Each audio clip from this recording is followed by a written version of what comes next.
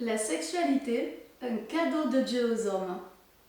Bonjour mes amis, j'espère que vous allez bien. Savez-vous que la sexualité est un cadeau que Dieu a fait aux hommes? En effet, la sexualité leur est réservée.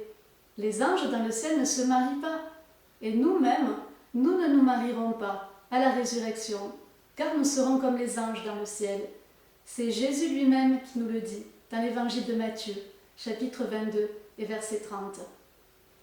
En attendant, sur la terre, contrairement aux anges dans le ciel, nous sommes des êtres sexués, créés pour apprécier la sexualité dans un contexte épanouissant et sécurisant, ainsi que nous le dit l'auteur et coach chrétienne, notre sœur Élodie Gaillard, dans son excellent ouvrage « Les filles, préparons-nous au mariage ».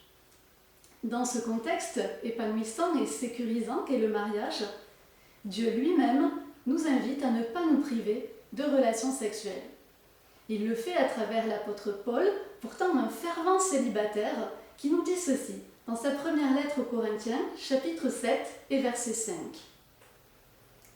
Ne vous privez point l'un de l'autre, si ce n'est d'un commun accord pour un temps, afin de vaquer à la prière.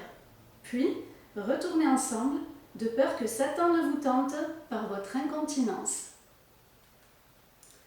Mes amis, à propos d'une vie sexuelle épanouie et épanouissante, savez-vous qu'il se trouve dans la Bible, et plus précisément dans l'Ancien Testament, un livre érotique intitulé Le Cantique des Cantiques.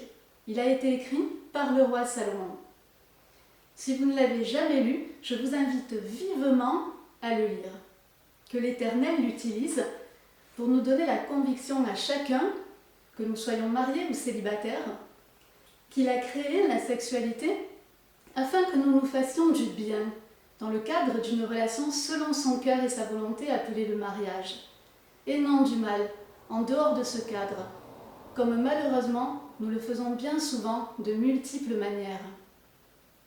Mes amis, sachons être reconnaissants tout simplement pour ce cadeau, que nous l'ayons déjà reçu ou que nous soyons en attente de le recevoir.